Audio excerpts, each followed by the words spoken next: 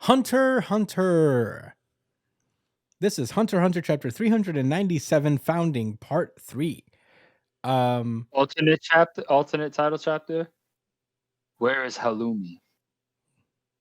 What? Who's Halloumi? Where is Killua's older brother? Oh, Illumi. Oh, excuse me. Whoop. Anyway, this is Hunter Hunter chapter 397 founding part 3. Last we left off with Hunter Hunter, we have been spending some time getting to know the origin of the fandom troop. Last we left off, we were basically in their childhood. And in Meteor City, they were basically this like little fledgling theater troupe, you know? It's very adorable. They were just kids just scrounging around this trash city to find like little tapes that of Power Rangers that they could dub over and display to the kids that live here. They were continuing on to kind of give these performances. Uh, but one of their troop members named Sarasa has disappeared. So the Phantom Troop it goes off to go and find her, but they really can't. And they arrive at the place where they usually screen their fan dubs, and all the kids are really excited. But Krollo breaks the news that uh, they could not. They have to cancel the screening because Sarasa, who plays the orange cleaner, has been missing, and they're going to look for her basically. And Krollo feels really bad. He explains that, there's just been increasing kidnappings of children all over Meteor City, and we let her go home by herself. It's my fault, and we're sorry. I'm gonna go look. We're gonna go look for her. And all the kids in the audience volunteer to look. It's a very sweet moment. Everybody is just like, "Yeah, we'll ask the factory chief and the men to help as well." And if we tell them that Krollo's asking, nobody will refuse.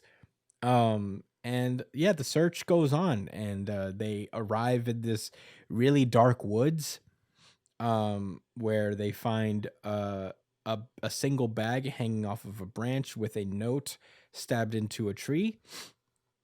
And Krollo goes over to look with Uvogin. Um, and Uvogin can't read, so he like looks over to the note that was left, and he was like, "Krollo, what does that say?" And Krollo commands Uvo to basically cut down the rope, the bag that's hanging off the branch. Uh, Uvogin does so, and it lands in Krollo's arms. He opens it up, and yeah, Sasora, or I'm sorry, what's her face? Sarasa is in that. Sarasa. Yeah, she's in there, uh, fucking dead. It's very depressing. um, and Yeah, it there's really is. and there's a note inside as well. And Uvogin tries to get Krollo to fucking read the note for them, and Krollo refuses. He says, "I'll never speak of it, and if you want to read it, then you should learn how to read it yourself." Um, Uvogin storms off. Machi is just like, "We need to take her home. We can't leave her like this." Um, and yeah, they take her to Meteor City again, and they're holding a funeral for her. Her body is completely intact and fine as it was, due to the abilities of a woman named Renko, who lives there, who seems to be using an Nen ability that allows her to embalm people, to basically restore their bodies to what they used to be. Um, they bury the tape of the power cleaners with Sarasa, and Machi goes up to Renko and asks if they can learn the embalming thing, and she's like, "No, my embalming isn't a technique, but it's a special ability." So, you know, and she's like, and Machi asks, "Is like, is that related to the light that's around your body?" And you're like, "You can see aura." So yeah, I guess the kids had a propensity for Nan at a very young age. Uh, so yeah, at that point, Renko is like, get permission from your wet nurses and get on the last bus and tell them you want to go to Kimori Valley, and they'll take you to me and I'll teach you stuff. Um, At that point, we get a scene between Uvo and Krollo. They're walking, and Krollo is asking Uvogin to wait for 3 years, because Uvogin is already on his way out of Meteor City to track down the people who did this.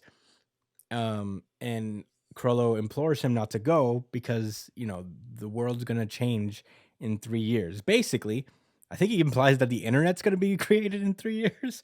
Uh, That nigga seen into the future. yeah, he's like, in 3 years, there will be a way to communicate with people, basically through airwaves, all that stuff.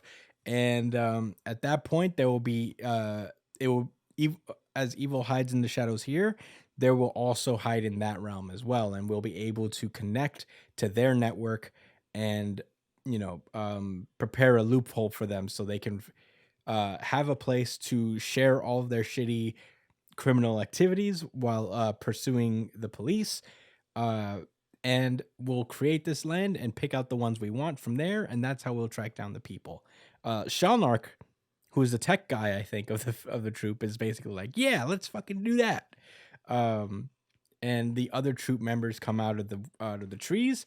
Uh, it's funny in this particular panel, they all look so fucking massive. The trees are like up here to them.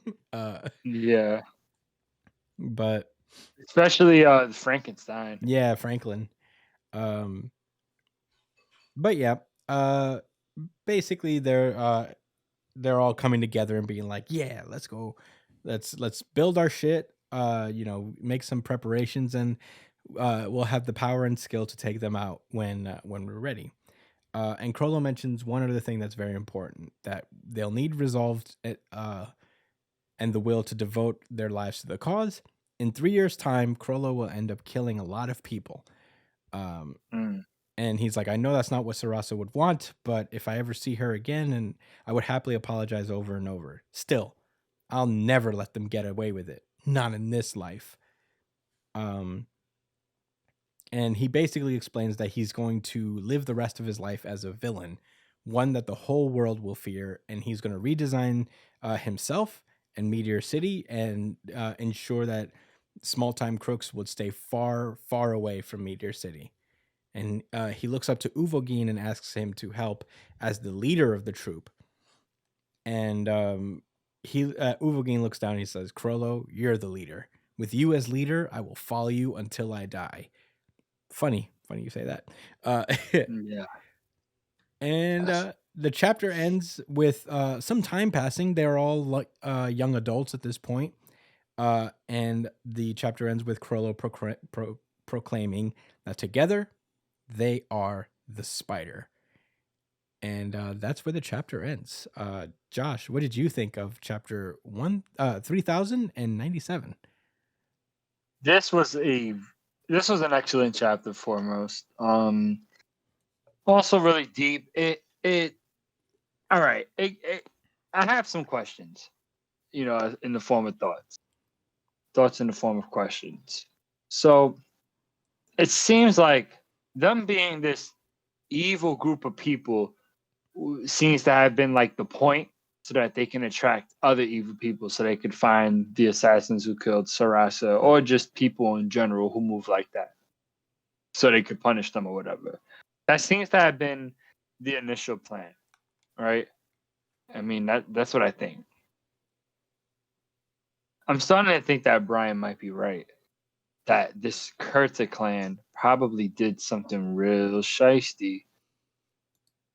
Uh, I'm not convinced that the Kurta clan did this. Why? It's not a. The Kurta clan didn't have to do anything to Sarasa. What if in the future they find out? Because again, it's more than this whole movement is not just for Sarasa. It's for Meteor City in general. Yeah. So they're gonna run into a lot of, you know, that's the whole point for them to attract like big time criminals so that they can punish them if they try to act up or whatever, I guess, And yeah, maybe they end up running into the Kurta clan and finding a reason to assassinate them. That's what I'm thinking. That's what this had me thinking towards the end of the chapter. But I have a theory man, on it. All right, I'm gonna wrap up my thoughts real quick because I don't have that much more, to be honest. I just want to say this is a well-made chapter. The way I mean, in the first few pages leading up to finding out that Sarasa was dead, on page 6, it's something the way he drew the trees in the forest and how you seen he seen Crollo's face at the top looking, because he knew what time it was. Like the shock and horror and despair, and then you just see the rectangle box like panel of just a single bag, and then you see it in the distance among the shaded background. It kind of reminds me of a book I read when I was really young called Where the Wild Things Are. And not that it has anything to do with it. There wasn't anyone dying in that. That's for sure. I don't know if you guys ever read that book when you were young. I seen the movie adaptation. Oh, I didn't see it. Was it good? I don't remember it all that much. That means it probably wasn't all that. But anyway, it grabbed me, man. These next few pages, the way he's like, I'm not fucking telling you what it says, and I don't care. Like, I'm not repeating that shit. Find out for yourself. If that was emotional. Damn, Shorty was folded up in a bag. It thank God there was a NEN technician around them, a NEN health technician, for real. Yeah. Because that was disgusting. Yeah. Hunter x Hunter makes it very real. They don't beat around the bush. Nope. He doesn't give a fuck what people say. You know that. People glorify the Night Troop all the time. Phantom. It's a shame. It's a shame that happened with My Hero Academia. That people got to Horikoshi seemingly. Yeah. All right. That's pretty much my thoughts. I enjoyed this chapter. Brian, what did you think?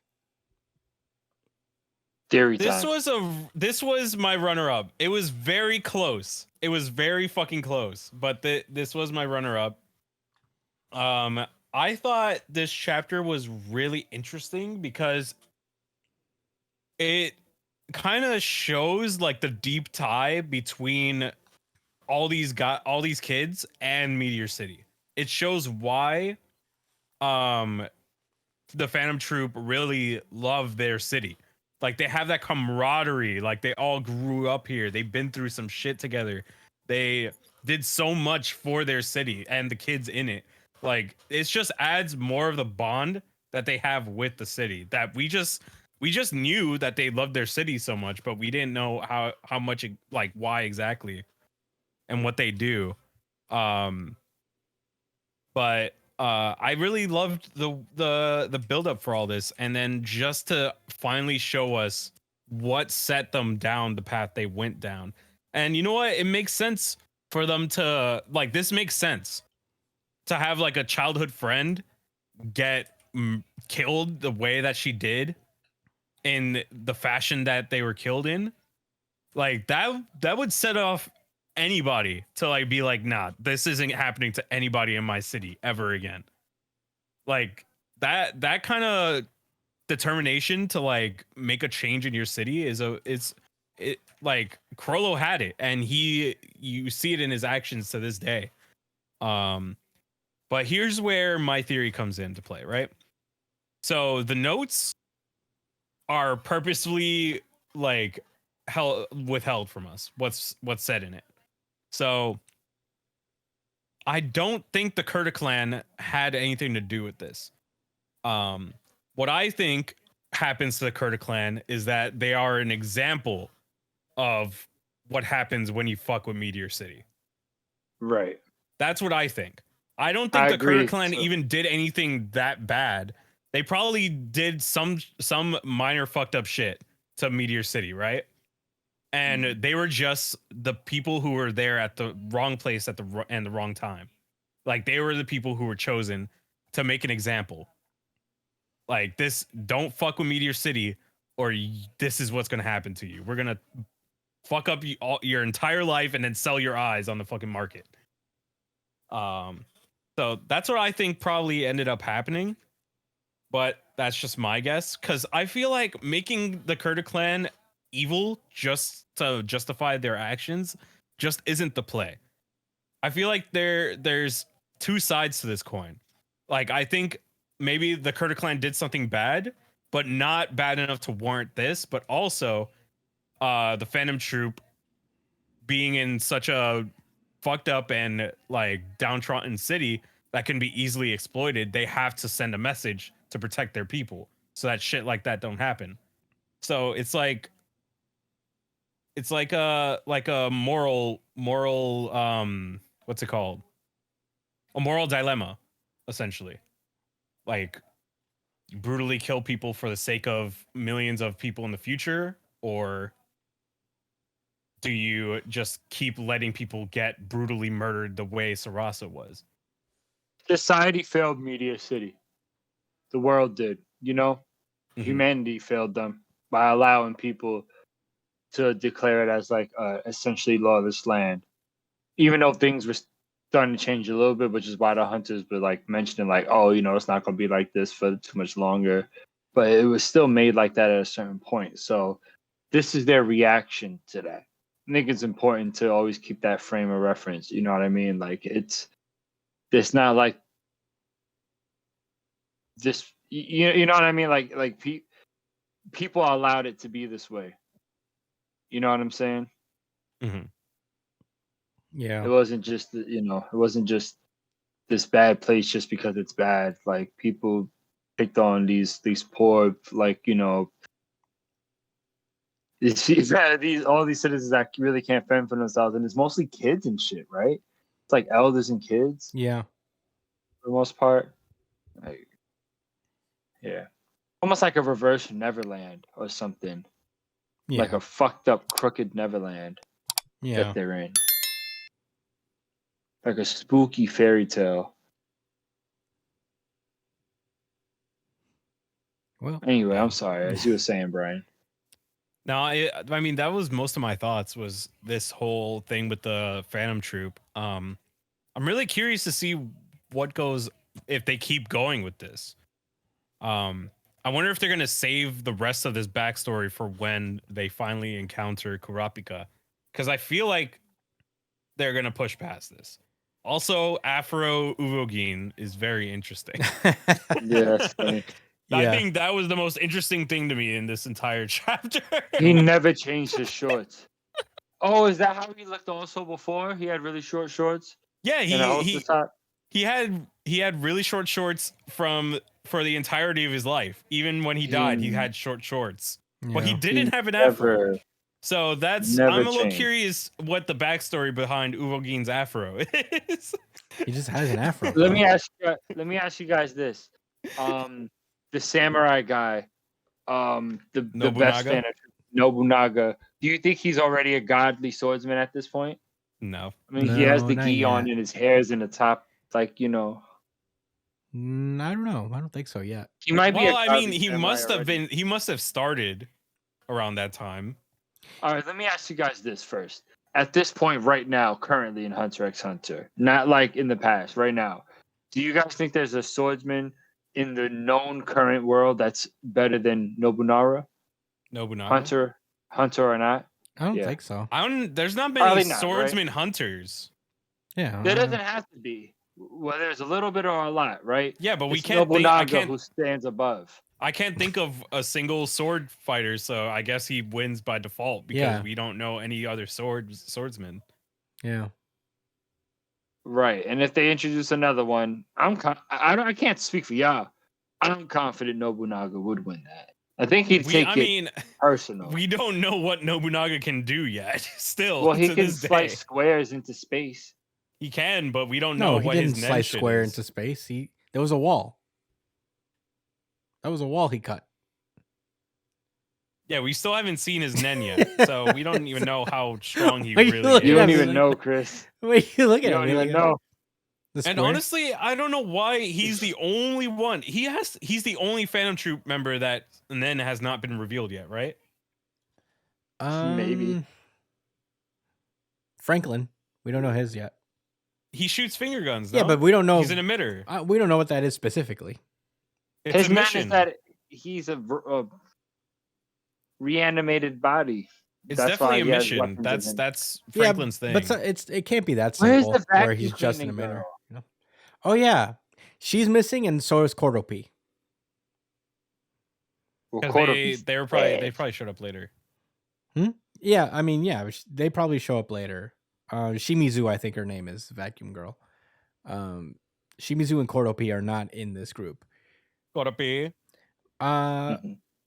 Are you done with your thoughts, Brian? Okay, so Franklin's thing is that he can shoot finger bullets. That's his thing. Okay. That's officially his And thing. he was So, also revived by a scientist. Yeah. Let's well, go maybe, with I don't know. that. But yeah, I want to know what Nobunaga can do. I just want to know, why are they keeping it a He secret? can cut Why? things, Brian. He can cut things, but why are they purposely keeping his Nen ability away from us? They had so For many opportunities swag? to do it. It's for swag and build up. Oh, one more thing. This also ties into Krollo's Nen abilities, right? Because he could have made a Nen contract here without knowing. Wow, that's actually pretty sharp, Ryan.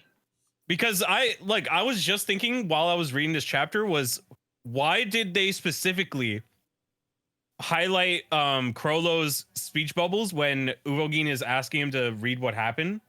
Why did they purposely highlight them, like outline them in a dark line? For dramatic effect. I think And- it was for dramatic effect, maybe. Not just for dramatic But I effect. still think like, you have a point, though. no, because when you regardless. think about it, when you make a Nen contract, it's like something that's really impactful, you know? Like the more emotion, the more at stake that you have to your Nen to your contract, the stronger your Nen is. And Krollo's very, very fucking strong. So when he says, "I'll never speak of it, even if you try to kill me," that could be an Nen contract. Maybe, but Maybe. here's what I think is more real, like what may really be the case, right? If you guys go to page 18 on the bottom panel, it's when Carlo asks Uvo to be the leader, and he's like, "Nah, I think you should be the leader." And then he says, "With you as leader, I will follow you until I die." And then everyone in the troop puts their hand up as well. And remember, Nen is about making like a strong emotional, or willed contract. So maybe that's what his Nen ability started taking shape over this concept, which is why he could use. Fuck! That's why he can use their fucking Nen ability. And why it's stronger after death as well. Because it's a contract to death. And as we know, Nen intensifies at death. And guess who else has a very similar ability to that I literally ripped from just now? Benjamin, the fucking first king. The first prince. Excuse me. Yeah, he does have it. That's literally his fucking ability.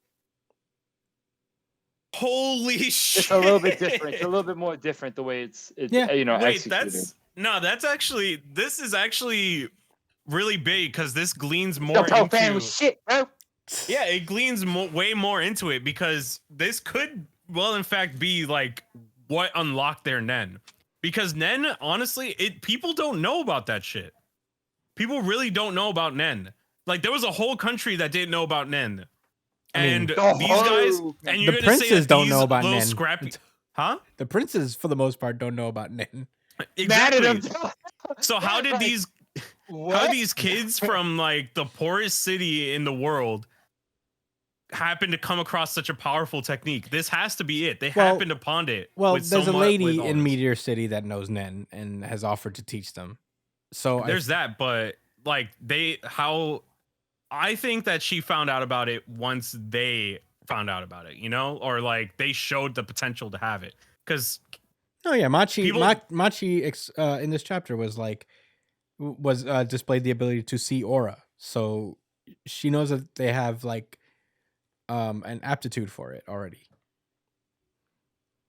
Like in the page 13, Machi asks if it's related around if her embalming ability is related to the light around her body.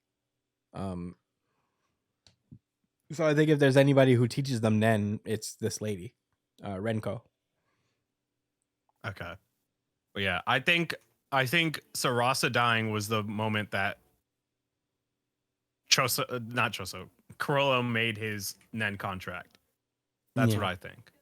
Yeah. Hey guys, this might just be a pure coincidence, but while we're pointing things out on the page and talking about Nen proficiency and seeing people's glowing bodies, look at the last few pages. Go start from page. Well, actually, you could see it with Uvo too, but in a lot of the panels where Krollo's talking to the rest of the group, you see him surrounded by light as he talks.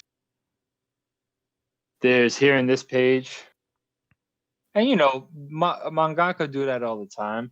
Like here in the next page too, at the top, Mm-hmm. like while he's giving his convictions, you know. Yeah, they have light around them. But that could be just looking into it a little too much. But Maybe. I think they're all really strong because they all have a proficiency for it because of what they've been through. Mm-hmm. This was a really good chapter. Jujutsu Kaisen was just more popping to me. Same. Damn, it was so close, bro. It was so close. And with these revelations, that made it even fucking closer. Yeah. I don't want to like drone on too long about my thoughts. You guys pretty much hit everything that I wanted to talk about. There is one last thing I wanted to bring attention to, is that there's one last member of the troop, that girl with the long hair and the she has these things on her head. She's walking away looking all somber, and I wonder what that's about. It's on What Right. page? 17. That's a good point. She's part of the troop. What's going on with her? Is she part of the troop? Yeah, she's like in their little acting troupe. Like she's one of their friends. She's stepping away Yeah. because she doesn't want Wait to a be a part of second. that lifestyle. No, she's not about that life. Is that Hisoka? But I think yeah, I think that's gonna have some significance later on. I don't remember this character's name because she's new as hell. But Wait Why do I feel a like she was second. talking to somebody and saying like let's move away or something like that, or let's not? No, he was talking to Big Nose. well, she was there when Before. they found Sarasa's body. She's the same character that interacted with Kurapika in chapter 0, by the way. Oh wow, really? What? No way. She's the same What character is that this interacted chapter with I gotta Kurapika? find Kurapika. this. I gotta find this series. Yeah. What is this? It's How not many out. chapters was it? I'm not sure 100%, but All right. Well, in any case, one thing I wanted to say, a lot of people clown on Tagashi's art. What? Yeah. I mean, it's funny sometimes. But well, I back in love the it. day when Togashi was like really coming down with it, he would like submit unfinished chapters to Jump just to, put something out there. And a lot of people like were pretty shitty about it. But when Tagashi's in his bag, look at his fucking detail in this forest, bro. Yeah, that was incredible. That's effort, and it looks crazy. It's like hatching upon hatching upon hatching. He's a great artist. I mean, and I've mentioned his like composition work back in the past and how this set of chapters have differed. And part of the reason that like the really compressed page composition is a bummer is because we don't get to see him really flesh out his drawings. And maybe some of that is by design because he's trying to look after himself in a health sense. But yeah, when he puts pen to paper and he means it, he's really fucking good. I just wanted to put that out there. Don't sleep on Tagashi's art. But yeah, that's all I got to say about this chapter. I think we've covered all our bases on this one. Any other rebuttals? Anything last words? it's her. That was her. She was the one. Well, I don't know what She this is the one. means. I guess we'll have to look into this and come back next week. But yeah. Well, I don't like the sounds that made. I guess we really do have to figure out what's going on there. Yeah, Brian, throw us a fucking bone or Yeah, something. for real. I mean, it's too late now. We've been on Hunter x Hunter for a while, and we should probably move on. But All right. next time we'll see if we could look into it and find this chapter 0 and read up on it. Or fuck it, you could just say it in the comments what it is. I'll read it. I don't care.